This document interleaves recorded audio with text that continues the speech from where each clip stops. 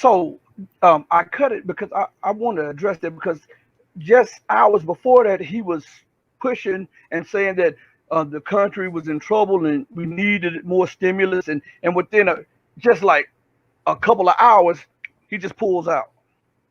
I mean, what does that say about him as the president, and what does that say about his policy making? Because it seems as that he does things on a whim. Well, let me give you an example of what I think is Trump at his most dangerous. On the 3rd of January, you had General Soleimani, the Islamic Republic general of Iran, assassinated in Iraq. Now, President Trump publicly admitted that he was behind that he commissioned that. This was clearly a crime. I've said this repeatedly, in the Tasnim news agency and press television of Iran is an anti-war conservative. I'm on the political right in this country historically. I'm talking about the Pat Buchanan, Ron Paul right. And I found the president's actions in this situation not simply to be criminal, but the president in this circumstance was relying upon some really terrible neoconservative advisors that he had surrounded himself with, who appear to be a continuation of everything that has gone wrong with American foreign policy, especially since 2001. But to actually order the assassination of a foreign general, a foreign leader that we are not in a formal state of war with, is a literal crime. And for the president of the United States to admit that he had done this, and for his political base largely to have supported such an action is simply beyond the pale for me. And I emphasized to the Tasnim news agency at the time that I believed it was criminal.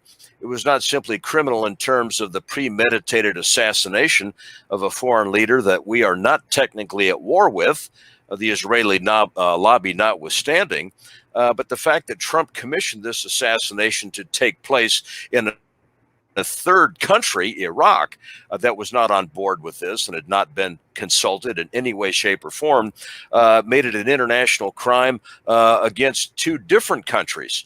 And it was not only a rash and absolutely immoral and illegal thing that Trump did in that situation, but he seems to have, and his advisors seem to have, no consequences of the blowback that is going to occur as a result of having done something like this.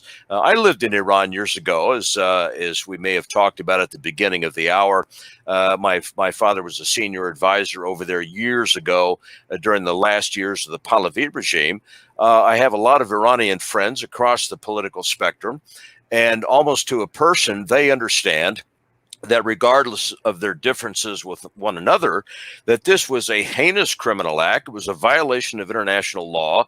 It was a violation of Iranian autonomy and sovereignty in a way that is probably the worst thing that the United States has done since the 1953 coup d'etat in that country, which overthrew Mohammad Mossadegh, that is now popularly known as Operation Ajax. It became the CIA's primer for all of these illegal regime changes that the United States has attempted and in some cases has been successful in pulling off in all the years since.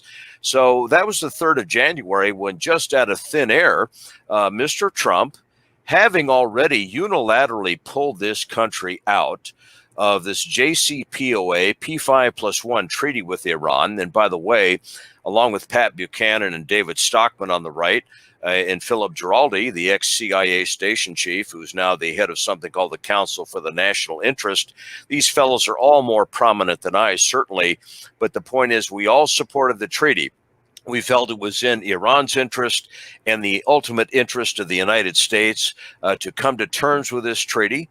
Trump, listening to these radical neoconservative kooks like John Bolton and Mike Pompeo, just to name two, unilaterally pulls the United States out of this deal. And I've gone on record as a man of the right in saying that I think this was Barack Obama's chief achievement during President Obama's time in office, that we were able to finalize this deal and to go into it. Trump unilaterally pulls us out of it, not simply breaking his word to Iran, but breaking his word to the other signatories to the treaty and ignoring the best intelligence that 16 American intelligence agencies had submitted up to that point that indicated that beyond a shadow of a doubt, the Iranians were upholding their end of the deal in the treaty. So what does Trump do? He unilaterally pulls us out of that treaty because Pompeo and Bolton and Bibi Netanyahu of Israel, operating in a completely different wavelength from the rest of us, wanted him to pull out of the treaty. And then Trump proceeds to engage in all kinds of economic sanctions against Iran that Congressman Ron Paul had publicly and correctly said were acts of war. And then on top of all of this, Iran is not simply made to be the bad guy for having upheld its end of the deal, but Trump, having broken the word of the United States to Iran and to these other nations that were a part of the deal, ignoring his own intelligence community, then proceeds not only to engage in economic sanctions against Iran and to engage in military deployments that look increasingly threatening around the Strait of Hormuz and the Persian Gulf. But then on the 3rd of January, he commissions this premeditated extrajudicial execution of a foreign general of a country that we are not formally at war with, which is a criminal act under international law. Now, that to me is about as reckless as it gets, and I have maintained consistently and continue to maintain publicly, and have said so with the Tasnim news agency and also Press Television, as well as with Sputnik International of Russia that's talked to me from time to time, that this is not only criminal activity, but it gets into the very thing that I think you're suggesting, Rashid, and that is that this guy is not necessarily playing with a complete deck of cards to be doing things like this, reckless advisors or not. Most of us, I think, hopefully have enough moral and ethical and political sense to grasp the fact that the president of the United States should not be doing things like that. And to the extent that he not only did it, but was proud of it and admitted that he had commissioned it, he has set up a situation, and I'm well aware of this because of the number of Iranians that I know in their state media and from watching the reactions of a lot of people in the Middle East on Twitter and so forth. The Iranians are not going to forget this any more than we would forget it if their government commissioned the assassination of an American general. We would not tolerate that. We would see that as a casus belli to go to war. In this particular situation, however, the Iranians are just expected to take this and to shut up. So in this particular circumstance, to me, once again, and I said so publicly at the time, I felt that the Democrats' case for attempting to impeach Trump on the charges that they drummed up were largely absurd and would not wash in terms of a conviction.